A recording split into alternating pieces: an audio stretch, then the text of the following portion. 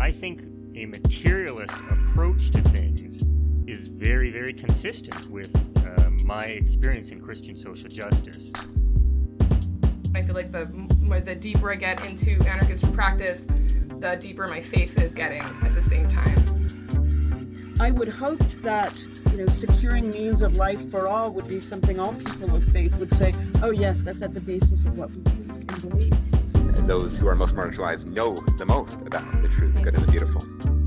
To me, it's less that I think building class solidarity is a bad thing, as much as it seems like if you don't attend to things like anti-Black racism, that's always going to get in the way of building class solidarity, actually.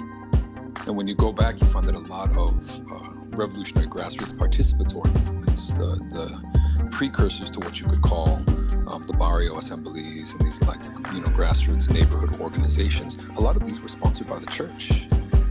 What does it mean to say that the Christian tradition is internally contradictory and there are antagonisms there and you're always being faithful to some aspects and betraying other aspects? Welcome to the Magnificast, a podcast about Christianity and leftist politics. I'm your co-host, Matt Bernico. And I'm your other co-host, Dean Detloff. Dean, it feels like it's been a minute. You've been gone. We've been gone. We've all been gone for a little bit, but now we're back. And that feels good. It feels good to be back in the saddle and not playing an old episode again. That's right. It is good to be back. It was good to go away. I went to Cuba for a week, and it was all very complicated to get there and be there. And a great trip, but a lot of stuff. Matt had to deal with Scotland's bad internet for the last few weeks, so I feel like there are a lot of moving parts, but they're finally settling down perfect as we go into the Advent season, and we're ready. We're going to talk about Cuba, but not this time around. I think we need to deal with some other current events. Yeah, your Cuba memories have to cool off a little bit. You have to come down from the mission trip high of going to Cuba a little bit before you can have a 2020 view of what happened while you were there. Yeah, I've never done mushrooms or psychedelics or whatever because I am afraid of drugs, but people I know who have done it say that you have to really integrate your wild trip, and I feel like that's what I have to do with Cuba. I really need to integrate it back into my daily life, figure out what it's like to live on this plane in Canada, and then I'll be ready to talk about it. All right. Well, until then, we can focus on another time of the year that it is. No, not Advent. That's something we did last year, and we're doing Advent. Advent's still happening, but we're not focusing on it today in this episode. We're focusing on a whole different time of the year, and that is COP28, the climate change time of the year, the most depressing time of the year. You've got seasonal depression for sure, but have you had climate change depression yet? Maybe this time you can. It is strange actually that COP is kind of one of those weird holidays in the secular liturgical calendar where people get together, they talk about the environment, they talk about the climate, they do all the rituals that you're supposed to do. And just like many other holidays and religious traditions, after that you still do Black Friday sales and forget the real meaning of the season. And it is that time of year. I feel like if the folks over at COP28 just burnt an effigy or two, they'd get a little bit further along in the process. Yeah, I think that's right. Well, it is that time. The world's nations, they're coming together. They're talking about commitments and policies and climate change in COP28. Can't believe we've had 28 of these, but here we are. We talked about COP26 and 27 in past episodes. Maybe we should have re-listened to them before this one, but we didn't. So tonight we're just talking about what's going on right now, the big number 28, and also what Pope Francis had to say to the governments of the world in his recent address. And we're going to talk a little bit too about some of the limitations of COP meetings. I don't know, it's probably if you're not a person in NGO world or international politics or whatever, first of all, congratulations, good for you. That sounds like a pretty good situation. But don't mess it up. If you are stuck, don't mess it up. If you are stuck in those conversations, though, you're hearing about COP all the time, for better and for worse. It's one of these spaces where, big major players get together and they talk about doing stuff. They also talk about not doing stuff. And as you can guess, capitalism gets in the way of all those things. And I do think it's important for people on the left to be paying attention to it because it kind of gives you a good barometer of what the like international discourse is around climate change, and also like how much work still needs to be done to ever make these people do anything meaningful and important on an incredibly short timeline. So it might sound very boring. It might sound like some kind of policy wonk stuff, and it is both of those things, but it is also important, I think, for people on the left to like, I don't know, figure out what's going on there. Yeah, I think so. I mean, it's one of those things that, it comes up once a year or whatever. Sometimes they skip a year if there's a horrible pandemic. I'm sure it won't be the last time they skip it. But yeah, it comes up every year, and I feel like it kind of flies under the radar for a lot of people. Maybe you'll hear a blip or two about it on NPR or something. But I think like Dean was saying, it's important to know what's happening there and exactly how capitalism is getting in the way, or how other weird ideologies are kind of getting in the way. And this, you'll see some interesting examples of that in just a minute.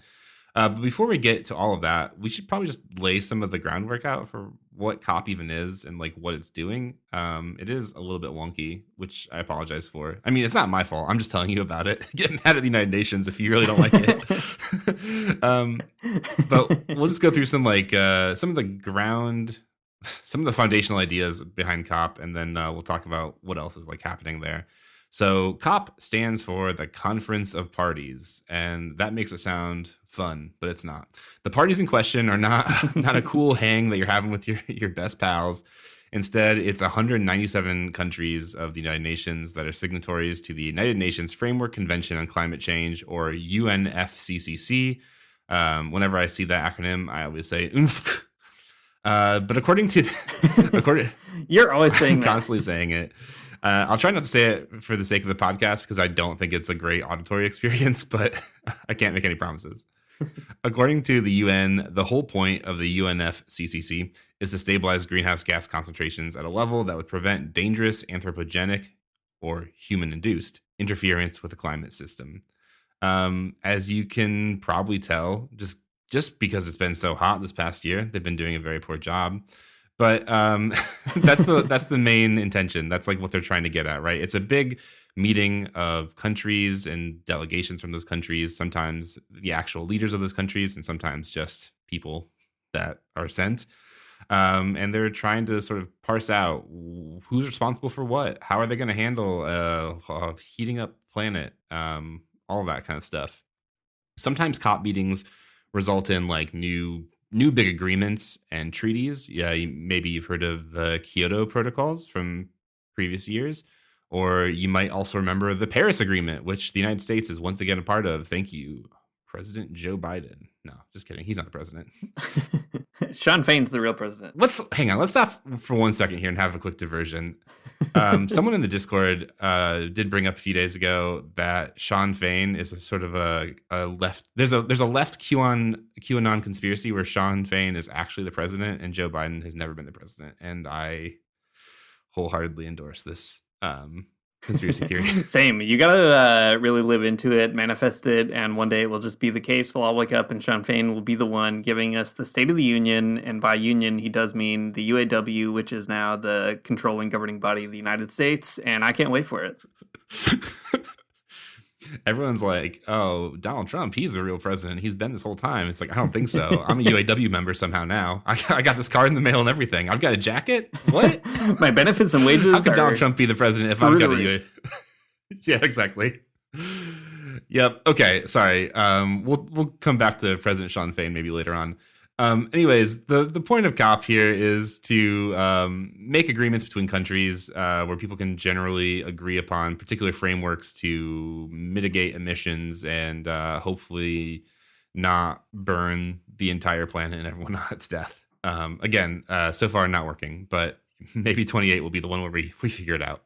So the Paris Agreement, though, is like the prevailing framework at the moment. You might remember that the fake president, Donald Trump, did make us leave it, and the other fake president, Joe Biden, did get us back into it, and that's fine, I guess.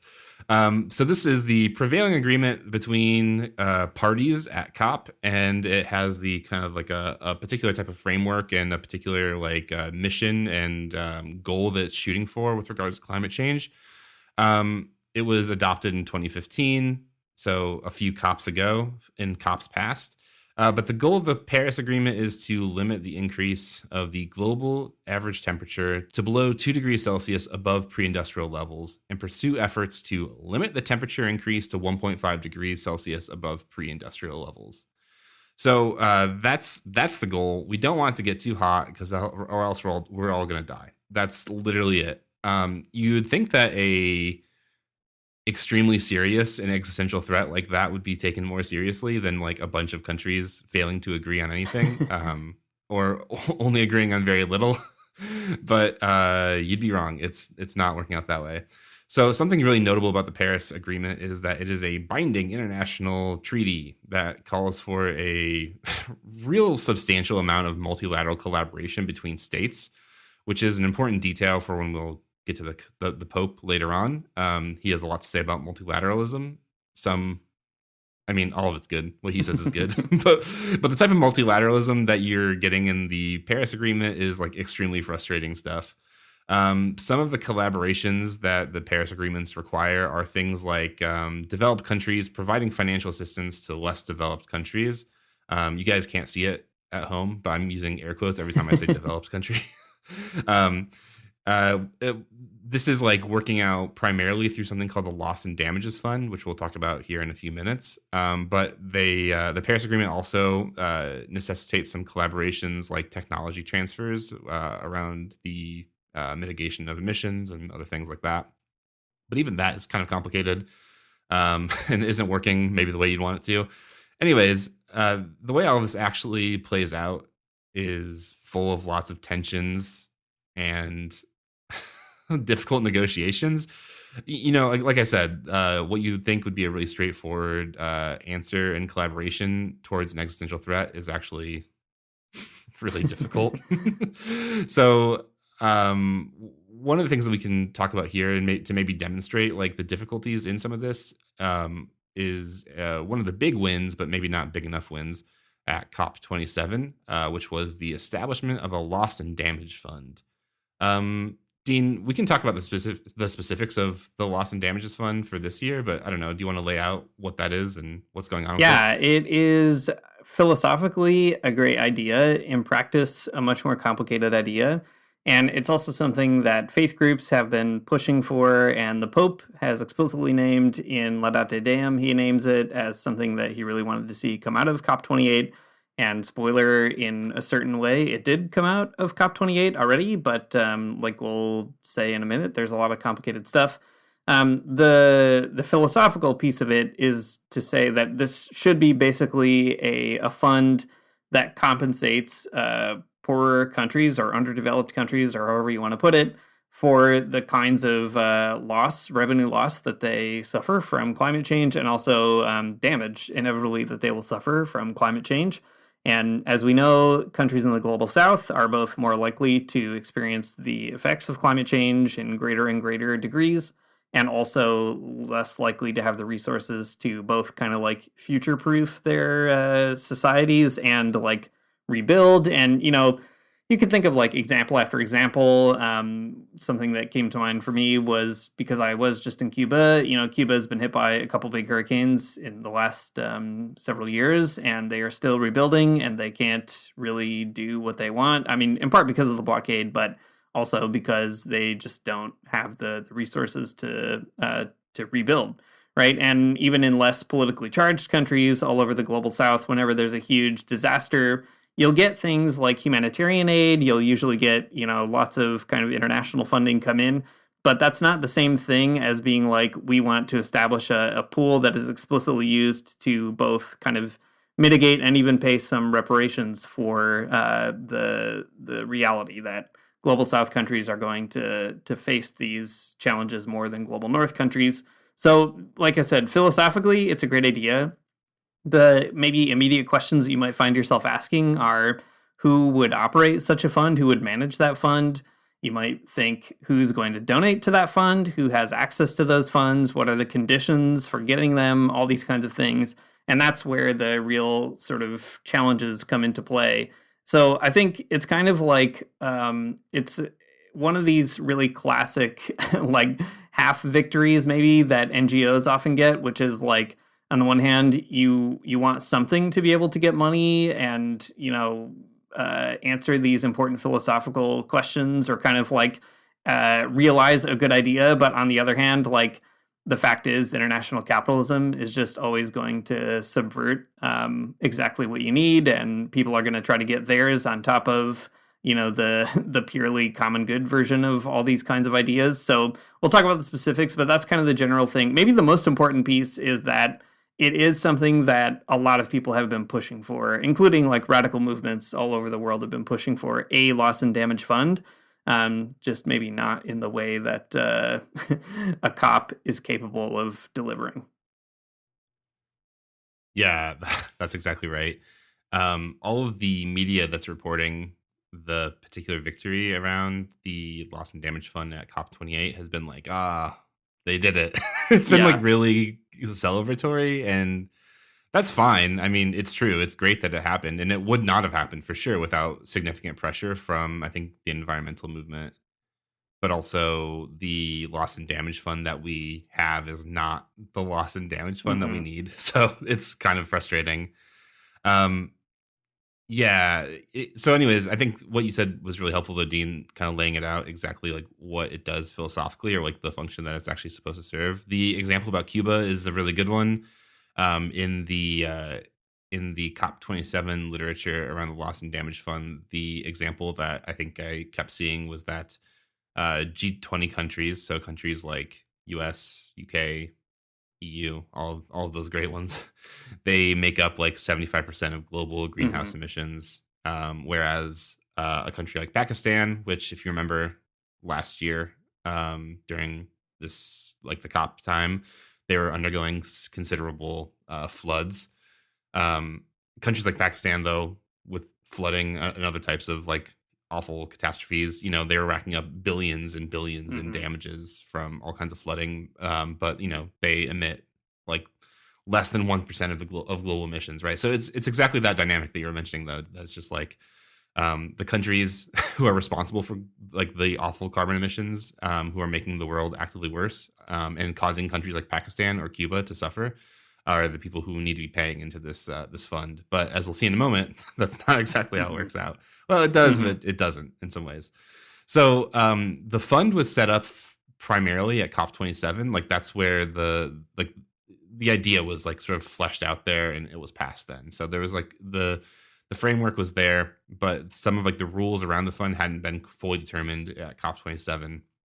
But on day one of COP28, the resolution for the loss and damages fund was brought up to a vote and passed, securing millions of dollars for countries dealing with climate change fueled catastrophes that are, there because of countries like the United States and the UK and the European Union and all these other countries that we live in that are bad.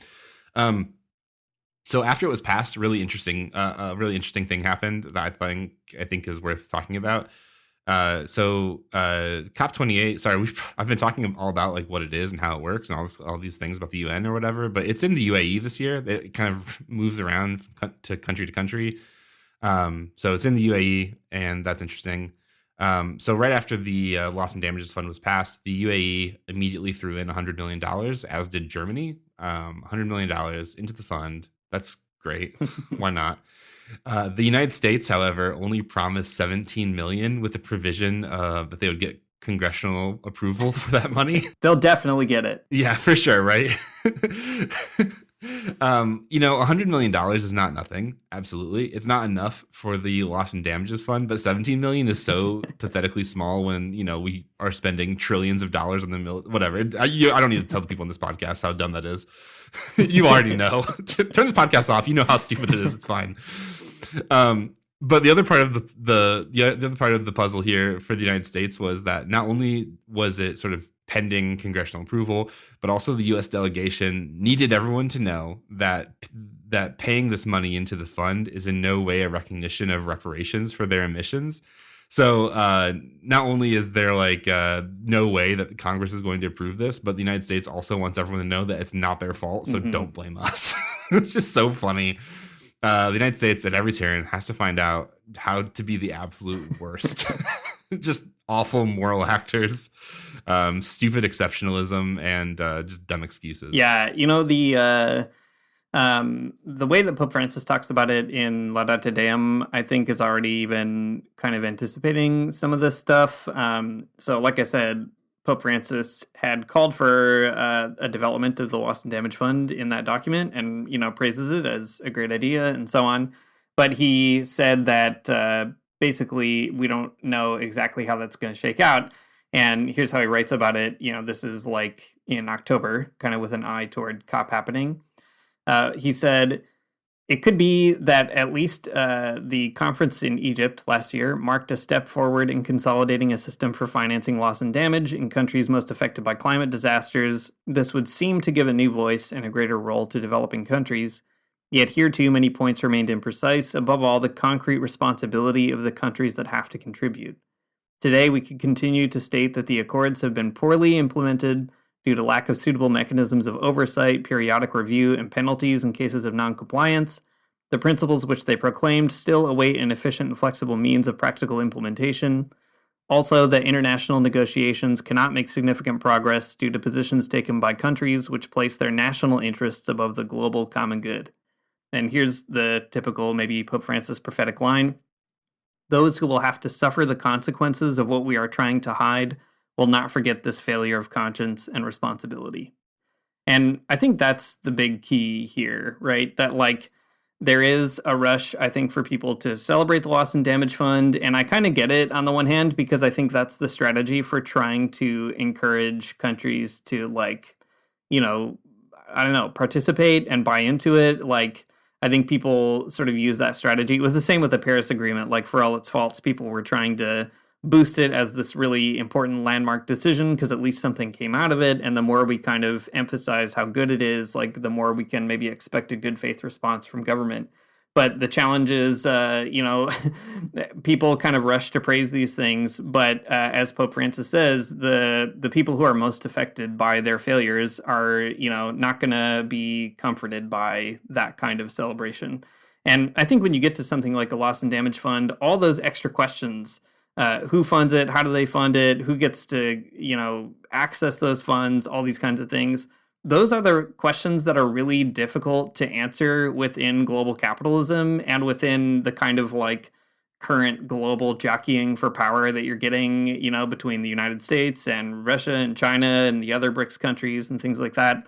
And I think it's important to on the one hand, praise, as Pope Francis does, the fact that there is something kind of emerging. It's great that these conferences of parties are trying to figure out some negotiated solutions, and maybe that is something to celebrate because it's hard to do that in and of itself. But on the other hand, the prophetic stance, I think, calls for looking at where are all the gaps that are going to emerge from that, and how do we say to the conference of parties that that's still not enough, and we want more. I think that's an important prophetic challenge. Yeah, I think so. I mean, praising it as a win, it does. I mean, it feels hollow, and it also, I think, does a disservice to the movement, by which I mean people who are fired up and ready to protest or whatever and organize around climate change. Because people will see the headlines. They probably won't read the whole stories. I mean, no shame to people who do that, because it's just, we're all just trying to live our lives in the world, and we can't be expected to be doing the homework constantly.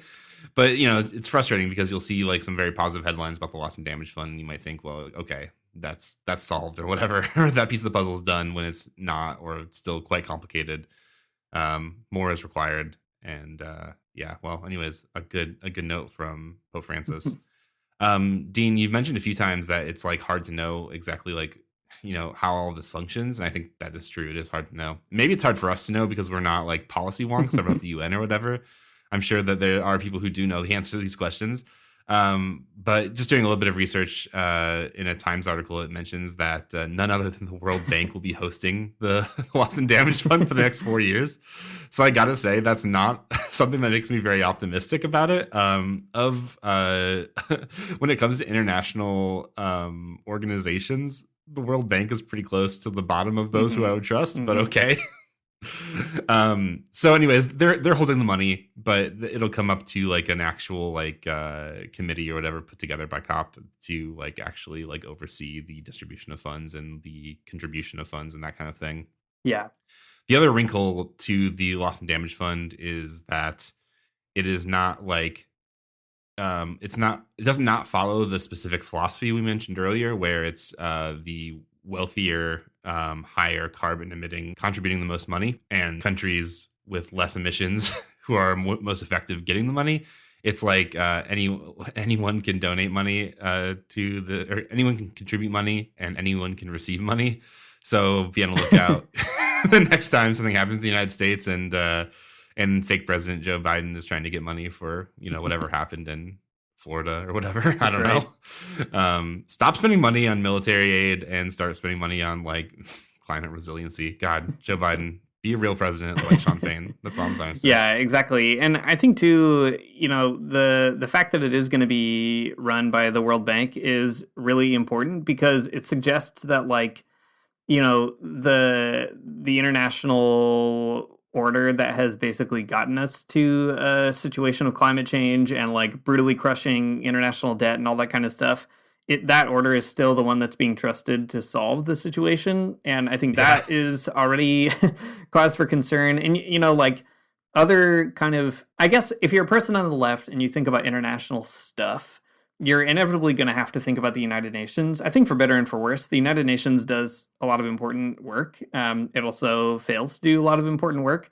But you're also going to, look to some other sources for determining your politics and maybe your read on the situation. And for example, like one of those good sources is La Via Campesina, which is the biggest movement in the world connecting peasant movements, social movements all across the global south, and also even here in Canada, there are members of the La Via Campesina.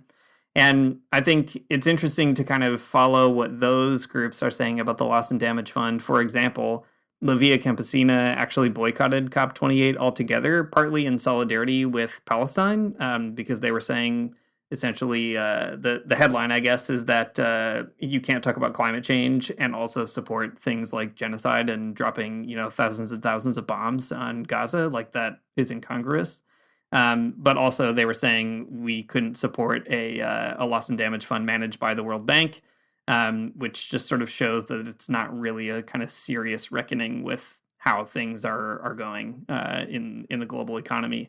So I think it's important to maybe figure out when you get to those international conversations, like whose voices really matter. Because if you're a journalist covering COP, the voices that really matter generally are like spokespeople for governments, right? They are the policy wonks of the world. That's the idea. And you kind of transcribe what they say. You say what the World Bank head has to say, all these kinds of things. But there are other people who have a moral authority in these conversations too, right? People who work with peasants all the time. Pope Francis, somebody who is helping to guide an international spiritual community. These are other voices that are trying to maybe deepen our consciousness around things like a loss and damage fund, around things like multilateral responses to climate change. And I guess what I'm trying to say here is like being a weird like left news consumer or something like that, and a Christian news consumer, like we don't have time to do all the homework or whatever. But also one way of like saving some of that time is kind of knowing who to listen to. And it's unfortunate that at COP, they're not listening to, for instance, organized movements of peasants or even church leaders or whatever. They're still ultimately listening to oil executives, unfortunately, and, countries whose entire way of life depends on continuing to extract tons and tons of oil and gas from the planet. So all that to say, I don't know. There just needs to be some other points of reference for how we think about these things. Yeah, that's a really helpful word. Find out who to listen to. Some good advice. One other point about the Loss and Damage Fund before we move on to larger criticisms about COP, maybe more in general, is that the UN has previously said that it would require $387 billion to fund the Loss and Damage Fund annually. So that's $387 billion every year from, people like the United It's a States, lot of money. who are out here trying to nickel and dime their way out of it and like get Congress just to say no. So, anyways, it's an expensive endeavor. Well, it's not really expensive if you kind of think about it. It's pretty worthwhile. And in comparison to a lot of things that countries like the United States do spend their money on, it's better. I would far rather pay for, I don't know, Cuba or Pakistan or whoever to become more climate resilient than buy like 13 more, I don't know, giant missiles to launch at somebody. Anyways, yeah, it's too expensive. How are we going to pay for it? You know, that's the question. The United States does not want to answer it because they're not going to pay for it. Yeah, so the loss and damage fund, it's, I don't know, maybe who can say how many steps forward and how many steps back, but it's a complicated process that is going to require a lot more agitation. But it's also not the only thing that has been frustrating people, I think, around the COP. And I was, gone when COP was really getting going and then coming back to work. So Matt has just been like feeding me information by Discord about all the big problems that have been kind of in the run up to this. And it's been a wild time already, as you can guess, having a COP in the UAE. So, Matt, I don't know, what else is going around the COP that's getting people fired up? There's some scandal for sure, and we'll talk about that in a minute because it's an important. The scandal. No, I said that we'll talk about it in a minute, and I'll stick to it. Before we get to the scandal, I think it is kind of worth noting like the context that COP28 is happening within, and by context I mean the context of like how hot it's been. The temperature, not in terms of like the people in the room, but just like the actual temperature. And it kind of demonstrates, I think, maybe how like inadequate the process is to actually like rise to the occasion to deal with the severity of the problem. For example, like I said a few minutes ago, the whole point of the Paris Agreement is to not surpass a 2 degrees Celsius global average temperature. That's a great goal. I would love that to happen. But so far in 2023 is set to be the hottest year on record, with November likely to be 1.7 to 1.8 degrees Celsius above pre-industrial times. So we haven't surpassed the 2 degrees Celsius limit, but it's like way too close. It's way too close to have a bunch of ding-dongs sitting in a room together arguing about like how much money they're going to pay into a fund that will like, pay for like a levy or something so that someone's house is not flooded. I guess it seems so frustrating because like the problem is so glaringly in your face, but the solutions are meek and bad and, extremely limited. So that's frustrating, I think. And, I feel like it's very easy to look at that and be kind of a doomer about it. And, fair enough. You can deal with the anxiety of climate change however you want to. But I think it's important to get on the table because it does demonstrate the ways that like this is just there's so many considerable limits to this particular approach to climate change. And I don't know, people need to start being real about it, or else this will continue to happen, or else we'll have a COP29 and we'll have blown past the Paris Agreement, guidelines and goals. So whatever. COP30 will be even hotter than this one. This is the coldest COP in history, and it's only going to get worse from here. So the contradictions, I think, of the whole situation, I think, are just like really stark. So not only is it just like really hot, too warm globally, like there are all kinds of other very stupid contradictions that are just like, not only are they bad optics, but they just kind of demonstrate the way that people are not taking this seriously. Like delegations have flown to the UAE from all over the world on private jets. So you can find that information out pretty easily. It's just frustrating because, I mean, whatever, air travel is an unfortunate necessity still because there's not enough rail infrastructure and not enough other types of infrastructure for different types of transportation.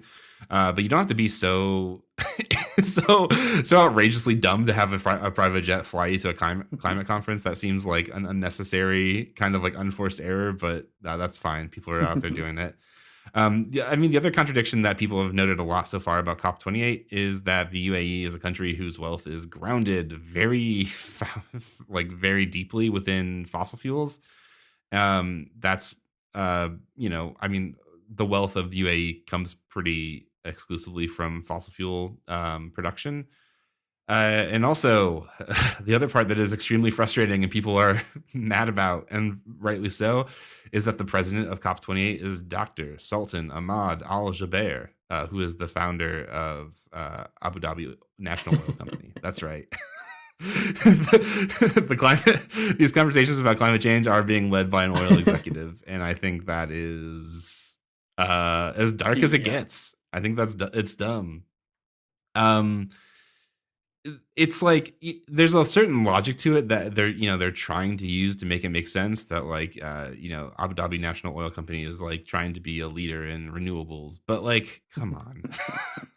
We all know well enough what's happening here. It's just dumb. It's just dumb capitalist stuff being dumb capitalist stuff. That's, I think, maybe as far as it goes. I mean, the optics are also undermined by the reality of what's been happening leading up to it. I mean, the optics are also undermined by the reality of what's happening on the ground as well, right? Before COP28, you were telling me there's already some controversy happening. The Guardian reported that the Abu Dhabi National Oil Company had the biggest net zero busting expansion plans of any company in the world, and the state-run oil and gas fields in the UAE had been flaring gas almost daily, despite having committed 20 years ago to a policy of zero routine flaring. The Abu Dhabi National Oil Company questioned the figures behind the report, but did not provide its own figures.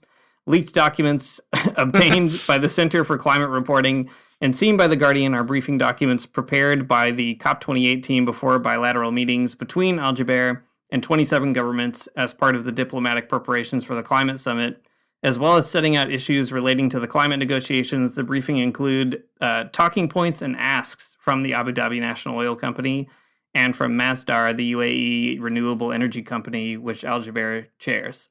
So a pretty wild conflict of interest here. I guess the short of it is there's an oil executive running COP28, and also that oil executive is trying to have all kinds of meetings with political leaders and trying to, position oil at this COP28 meeting. And I don't know, it doesn't get more kind of like bleak than that, like trying to sort of use COP as a cover for making backroom oil deals and all that kind of stuff. So I think, like you said, Matt, it's maybe easy to be a doomer about it. And I wouldn't fault anyone for being that way, because the fact is capitalism does undermine all our best efforts, all our good ideas.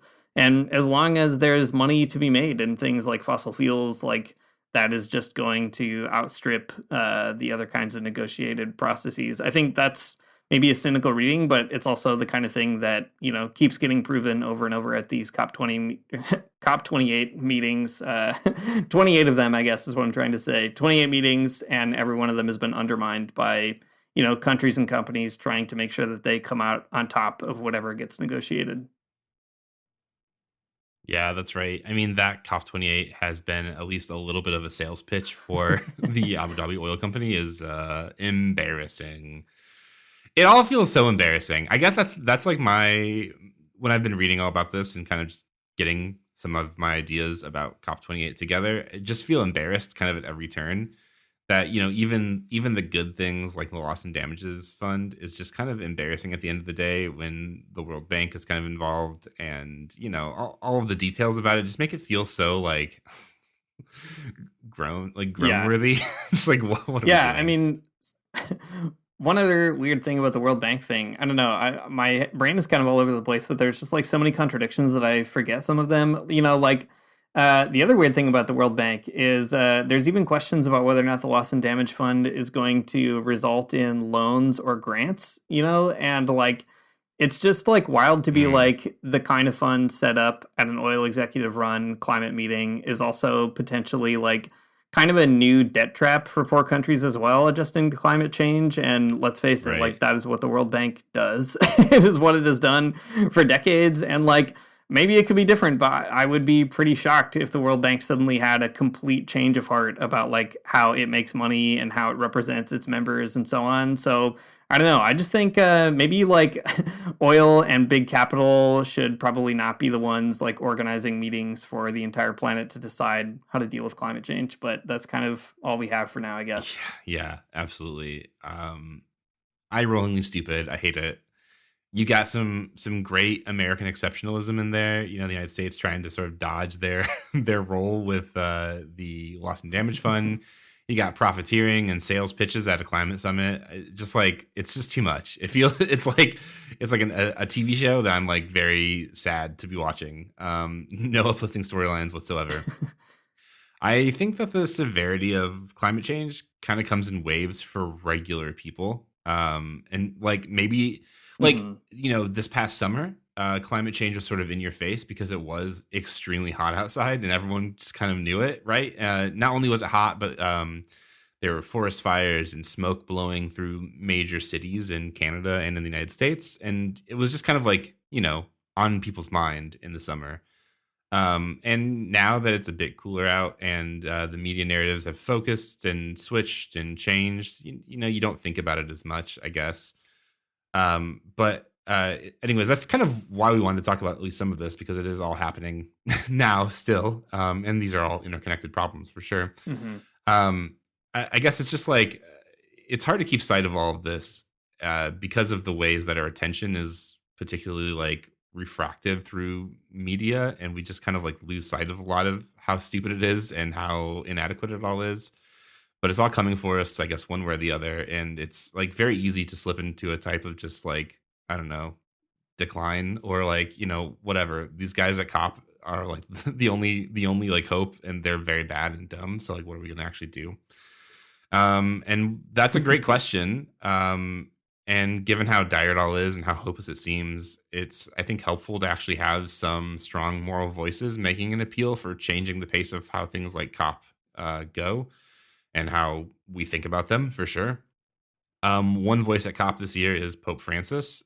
He wasn't actually there in person because he's, I guess, sick or something. The Pope has been at previous COPs. He was at the last one for sure, right? Well, he's never been there in person. Oh, is that right? He's never been there in person. Okay. Always just phoning it in. Yeah. In fact, that was the it was supposed to be a very kind of monumental occasion for Pope Francis to go to COP28 in person. It was an unprecedented event. You're right that he'll give addresses. Famously, he gave a pretty powerful address in Glasgow just a couple of years ago before he got there. But yeah, he had intended to go, and he was also going to inaugurate, there's like a faith pavilion at the COP of kind of faith groups that are finding a moral voice at COP. And, you know, that is interesting and so on. And so it is unfortunate that he couldn't be there. He is sick with an illness, and I guess his doctors determined he's like fine to do other papal stuff. Like he's been busy doing things at the Vatican, but not to go all the way to the UAE. So he did release the statement that he was going to read anyway, which has been pretty helpful and interesting, I think. But yeah, it's unfortunate that we don't have, you know, the kind of symbol that we would have had, at least, of the Pope being there and calling on these world leaders to do something impressive. Yeah, totally. I guess I had not realized he'd never been there. Man.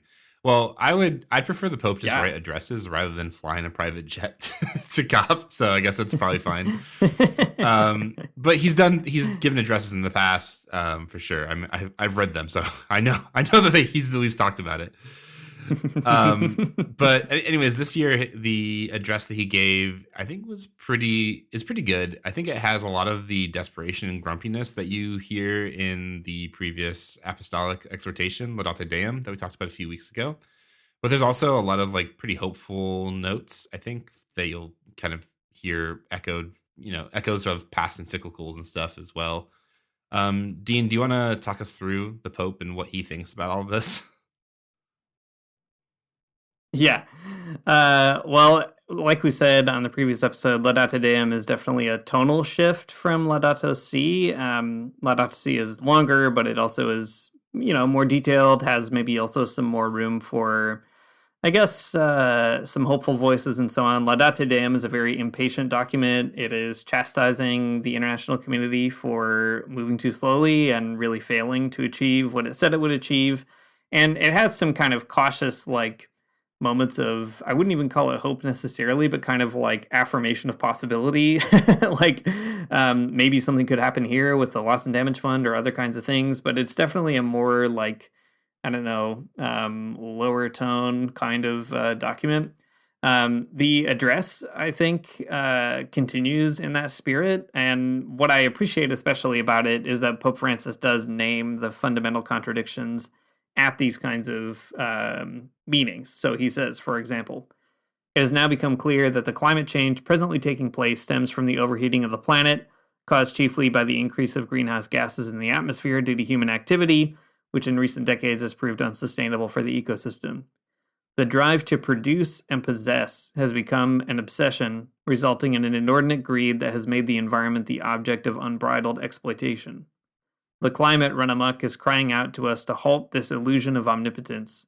Let us once more recognize our limits with humility and courage as the sole path to a life of authentic fulfillment. He goes on to say, what stands in the way of this, of trying to really figure the stuff out? He says the divisions that presently exist among us. Yet a world completely connected like ours should not be unconnected by those who govern it, with international negotiations that cannot make significant progress due to positions taken by countries which place their national interests above the global common good, as we saw before. We find ourselves facing firm and even inflexible positions calculated to protect income and business interests, at times justifying this on the basis of what was done in the past, and periodically shifting the responsibility to others. Yet the task to which we are called today is not about yesterday, but about tomorrow. A tomorrow that, whether we like it or not, will belong to everyone or else to no one. There's a lot more to say, but I'll just pause there because I think it's good that Pope Francis is really putting his finger on the fundamental contradiction here, which is the protection of national and economic interests above the common good.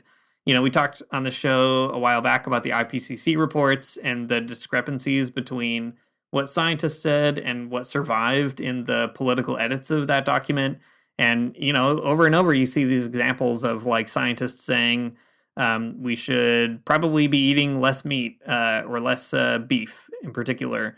And you have the government of Brazil under Bolsonaro saying we've got to excise that because they're a huge, meat exporting country. You get similar stuff in edits from global north countries, especially about who's responsible for climate change and so on. And I think it's helpful that Pope Francis was at least willing to say all this to the faces of the people at COP and to call that out. I think there's limitations to that. My guess is, if you go to COP 28 with instructions from your government to protect your business interests, like the Pope telling you not to do that is probably not going to change your course of action. But I do hope that, it creates maybe some more space for conversation and kind of pushes social movements as well to activate and kind of understand those are the contradictions at play. It does away with that kind of liberal media story that just says the loss and damage fund is fundamentally just a victory. There's more going on there and we have to kind of pay attention to where those contradictions are subverting what we really need to get out of these kinds of meetings. Yeah, I think that's right. I was reading through this and kind of thinking about the absurdity of somebody like the Pope even saying this to people at COP, people who fundamentally don't care or understand this anyways. And it just makes me think that maybe it's not really for them in the first place. There's a phrase that the Pope Francis uses elsewhere about the multilateralism from below, what you do when the people in charge obviously aren't going to get it done for you or whatever. And it does feel like this is written for a different audience, maybe not the people at COP, or maybe not all the people at COP for sure. But it is maybe a nod towards the people who might be listening elsewhere in the world. Yeah, exactly. I think that's really Pope Francis's function here too, is to, as best as he can, try to amplify the cry of the earth and the cry of the poor, as he puts it in Laudato Si, to sort of become a voice that's channeling that into a COP meeting and just making sure that it's at least present and kind of heard, even if it's ignored. And I do think that there's something to that, and the fact is prophets are often ignored. That's kind of part of the vocation, I guess, unfortunately, but I think it matters that Pope Francis is willing to do that.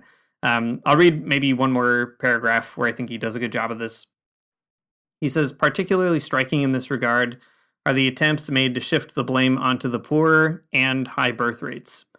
These are falsities that must be firmly dispelled. It is not the fault of the poor, since the almost half of our world that is more needy is responsible for scarcely 10% of toxic emissions, while the gap between the opulent few and the masses of the poor has never been so abysmal. The poor are the real victims of what is happening. We need think only of the plight of indigenous peoples, deforestation, the tragedies of hunger, water and food insecurity, and forced migration. Births are not a problem, but a resource. They are not opposed to life before life, whereas certain ideological and utilitarian models now being opposed with a velvet glove on families and peoples constitute real forms of colonization. The development of many countries already burdened by grave economic debt should not be penalized. Instead, we should consider the footprint of a few nations responsible for a deeply troubling ecological debt toward many others. It would only be fair to find suitable means of remitting the financial debts that burden different peoples, not least in light of the ecological debt that they're owed. Important paragraph, Pope Francis coming for the Malthusians. I think that's important. Something that we also say on this podcast, despite some people on Reddit assuming that we don't, I guess. I don't know. Important to say we're not Malthusians as well, but Pope Francis also asking the hard questions. Who's really responsible for this? Who also kind of should be bearing the responsibility, the burden of sorting it out. And again, like you said, Matt, probably the folks at COP aren't even necessarily the right audience for it. But I think it's important to name those things in a space like that to make sure that, nobody can say that at least they didn't know or nobody told them or whatever. There's a kind of removal of the excuse of naivete here, even though everybody kind of knows what's really going on. I appreciate this whole paragraph about birth rates and really, really, telling people what's up. I think it's good. Finally firing back against Donna Haraway after she said some dumb stuff. If folks don't know the inside baseball here, in the Apostolic Exhortation Laudate Deum, the one that we were just kind of talking about, it came out very recently. We had an episode about it. You can go back and look. Pope Francis cites a pretty important continental philosopher named Donna Haraway, who is famous for writing a lot about animals and sort of connections between humans and animals and kind of the complications that come with it. I think all in all, a very compelling thinker and someone I kind of like. But after so Pope Francis cited her in Laudate Deum, and then as a response, like somebody asked her about it, and she was like, well, the Pope didn't even mention about rising birth rates and how big of a problem that is, which is really jacked up for Donna Haraway to say. I think like maybe she's just like mad the Pope is like citing her and she doesn't like that for her street cred or something, or maybe she is an actual Malthusian now, and I think that would be bad. She is, and I think that's I hate that. I hate that for all of us. Anyways, thank you, Pope Francis, for setting her straight on this one, I guess. I don't know. Just frustrating, but great to see. Yeah. Maybe two more things to pull out here before we kind of close out the episode. One is the spirituality that's present here. I think, I don't know about you, Matt. For me, it's easier to get my head around the politics and economics of most things than around the theology or spirituality behind it, or kind of the ways that theology and spirituality can kind of contribute to these things. Maybe because I don't know, often resist those solutions. But I think Pope Francis actually does a good job rooting it in a spirituality that doesn't feel tacked on, but is pretty substantial, and that's Franciscan spirituality.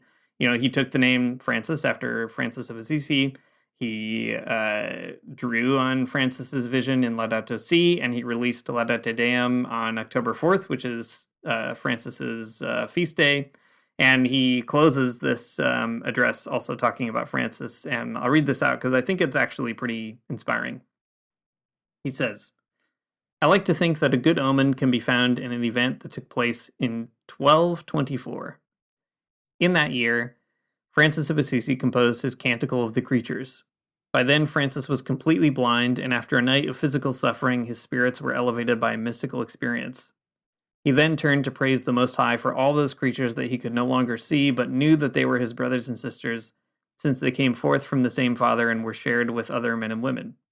An inspired sense of fraternity thus led him to turn his pain into praise and his weariness into renewed commitment. Shortly thereafter, Francis added a stanza in which he praised God for those who forgive.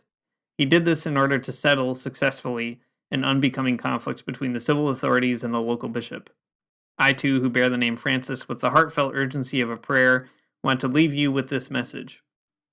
Let us leave behind our divisions and unite our forces, and with God's help, let us emerge from the dark night of wars and environmental devastation in order to turn our common future into the dawn of a new and radiant day. And I think actually it hits pretty well at the end. That sort of idea that the ecological vision of St. Francis is also tied to the peacemaking vision of Francis is significant. I think too, Pope Francis kind of seeing himself as carrying that vision and those connections forward into this current moment does feel like pretty significant. It feels like Pope Francis or Jorge Bergoglio at the time had the right intuition that Francis is the saint for our particular moment, and it's almost like kind of like eerie or spooky how prescient that choice has been. Pope Francis has been Pope during pretty brutal climate change transitions in the last decade. Also during a pandemic, which was exacerbated by ecological issues. Also, as wars have been increasing around the world, all these tensions are kind of arising.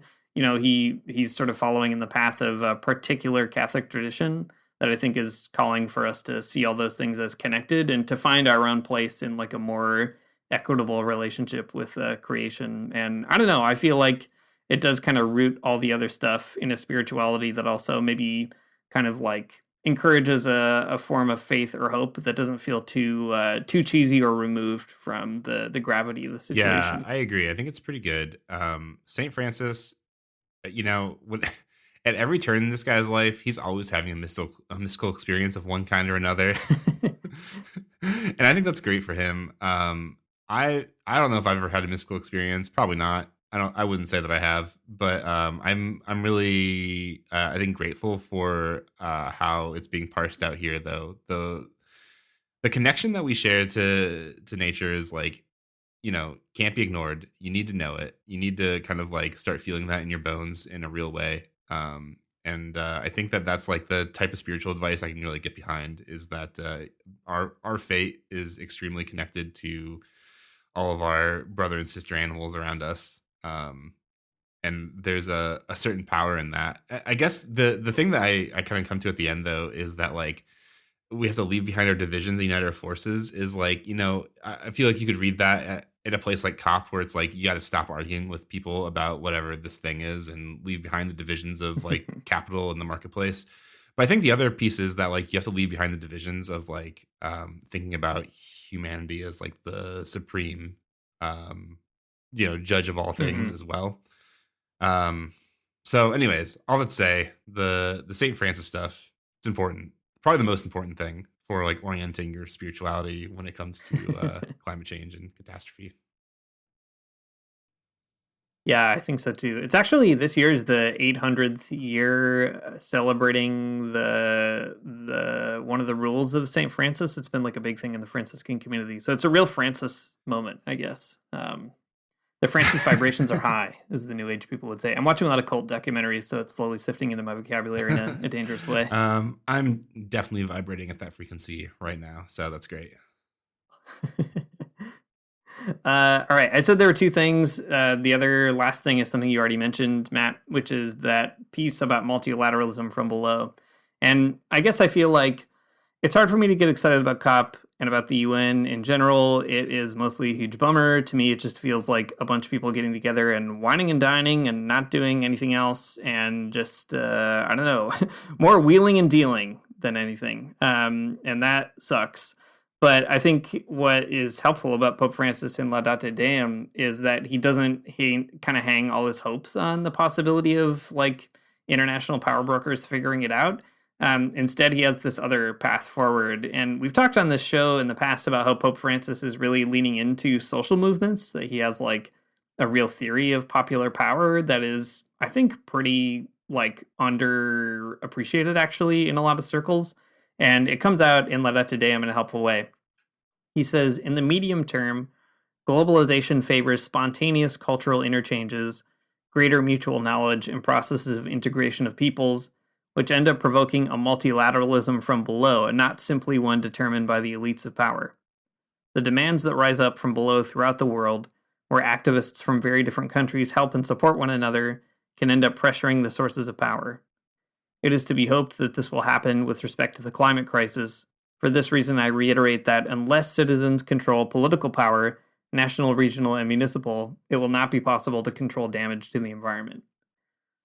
Two things I really love about this. The first is Pope Francis's call for people's government at the end. Love that. Love to see it. More of that for sure. We really got to find a way to get all these Catholic social teaching folks on board with this. Pretty important stuff.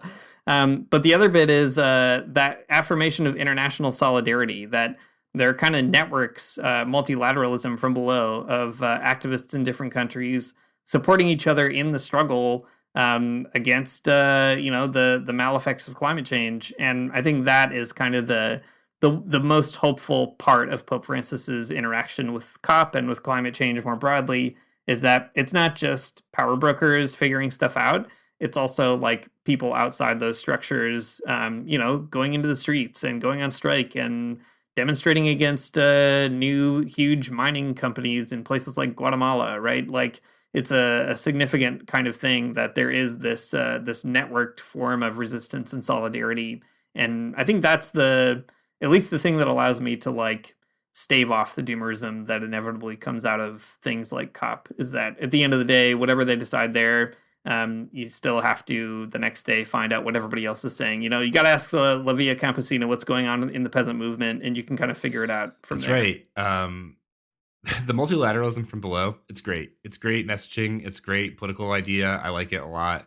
But you got to put together with the Franciscan stuff, though, too. The from below, it's not just people. It's also the planet. But like, we need a government of possums or whatever. I think is probably great. A great place to start. Dogs for president. That's right. I think that's true. I mean, that's the good Donna Haraway moment, right? Is that Malthusianism aside, she's right that we have this kind of companion species relationship to other creatures, and it's important to involve them in that multilateralism. We got to build the peoples and pets government, and also all the wild animals too. They can get in there. Incredibly weird United Nations, but I think that's probably the one that we need. The peoples and pets government and all the wild animals too is very funny. That's the new Pledge of Allegiance. We're replacing it. That's right. This can be a great new Redbubble sticker. We've been running dry on ideas, but I feel like that's a good manifesto that we can really, build a great logo for. If you're an artist out there, you can make the flag for this incredibly important government initiative. Sean Fain, he's the president, but the vice president is like I don't know, like a raccoon. Who could say? Whatever the enemy of Scabby the Rat would be. The IWW cat or something. Thanks for listening to the Magnificast. If you like what you heard, you can support us on Patreon at patreon.com/the Magnificast. If you support us at $2 or more, you get an invite to our cool Discord channel where you get to hang out and post stuff within reason. You get to do that. You get our permission to do that, and I think that is what you need in your life. Our intro music is by Amari Armstrong. Our outro music is by The Logical Spoon, and we'll see you next week.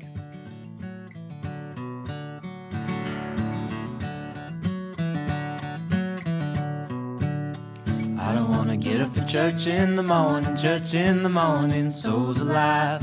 Heaven come to earth and there won't be no church. We'll meet down by the riverside. There we'll swim with all creation. Never get tired, never bored. Don't worry, someday there'll be no dam between us and our Lord.